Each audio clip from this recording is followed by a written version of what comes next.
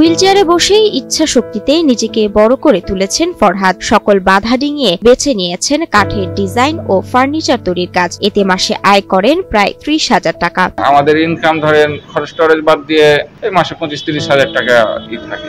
শুধু নিজের ভাগ্য বদলেছেন ফরহাদ এমনটা নয়, জেলাতে এই 3D ডিজাইনের কাজ প্রথম শুরু করেন তিনি। এই নকশাটা চাপানো জেলাতে প্রথম ফরহাদ ভাই নিয়েছে।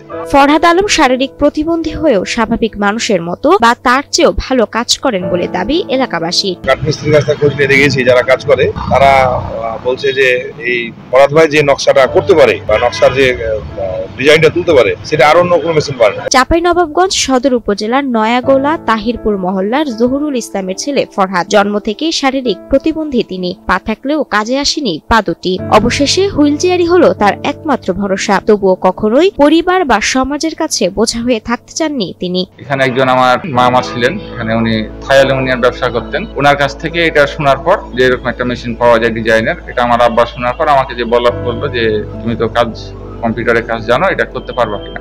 ফরহাদ শারীরিক প্রতিবন্ধী হওয়ায় কোনো প্রাতিষ্ঠানিক শিক্ষা অর্জন করতে পারেননি। তবে প্রাতিষ্ঠানিক কোনো শিক্ষা না থাকলেও কম্পিউটার শিক্ষায় পথ দেখায় ফরহাদকে। কাছের মানুষ ও ইন্টারনেটের মাধ্যমে নিজে শিখেছেন কাঠের ডিজাইনের কাজ। আমার কাজটা শিখা মূলত আমাদের এই ডিজাইনের যারা কাজ শিখান ওদের সাথে আমার কন্ট্যাক্ট ছিল, কিন্তু ওনারা তখন খুব সীমিত পরিসরে কাজ শিখাতেন, এজন্য ওনারা কাজ শিখাতে আসতে পারেনি। আমি তো যাওয়া সম্ভব না আমার ঢাকা। আমাকে একজন ওই যে কোম্পানি মেশিন নিয়েছিলাম, ওনার যে ম্যানেজার ছিলেন সিও, উনি আমাকে কিছু ভিডিও টিউটোরিয়াল দিয়েছিলেন যে আপনি এগুলো দেখে কাজ শিখুন। জন্মগতভাবে শারীরিক প্রতিবন্ধী হলেও ইচ্ছে ছিল বাস্তবতা মেনে এগিয়ে যাওয়ার। ইচ্ছা শক্তির কারণে ফরহাদকে দমাতে পারেনি কেউ। গড়ে তুলেছেন আশ্রয় ডিজিটাল উড ডিজাইন নামে কারখানাও। প্রতিবন্ধী হয়েও অন্যদের কর্মসংস্থানের ব্যবস্থা করে আসছেন তিনি। আমার কর্মচারী বর্তমানে 2 জন। এখানে কর্মচারী খুব একটা বেশি লাগে না। ভাই যে তার মেধা বা বিকাশ ঘটিয়েছে আর কি এই কাঠের উপর নকশা করার ক্ষেত্রে আর কি, সে বুদ্ধি খাটিয়ে যে কাজটা করেছে এবং আমরা এলাকাবাসী হিসাবে এটাকে খুব আনন্দের সাথে আমরা দেখি। ফরহাদের কাজের প্রশংসার পাশাপাশি প্রতিবন্ধী ফরহাদ আলমের সাফল্যে গর্বিত স্থানীয়রা। কোনোদিন কল্পনা করতে পারেনি আমাদের ফরহাদ ভাই প্রতিবন্ধী মানুষ হিসাবে একজন দেশকে যে প্রতিষ্ঠিত করে তুলতে পারবে।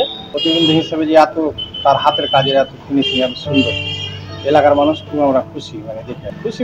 বিভিন্ন জায়গার মানুষ আসে আমাদের এখান থেকে কাজ করে নিয়ে যায়। আমাদের বাংলাদেশের ভিতরে আমাদের চাঁপাইনবাবগঞ্জ জেলাতে সর্বপ্রথম এই মেশিনটা শারীরিকভাবে যারা প্রতিবন্ধী তাদেরকে বুদ্ধিমত্তা কাজে লাগিয়ে এগিয়ে যাওয়ার পরামর্শ দেন ফরহাদ আলম। আমার মতো প্রতিবন্ধী যারা আছেন তাদেরকে প্রথম মেসেজটা দিই, আপনারাও চেষ্টা করবেন আমার মতো কাজ করতে। কাজ দিয়ে সবকিছু পরিবর্তন করা যায়। ইলেকট্রা রেফ্রিজারেটর, খাবার তাজা তো জীবন তাজা।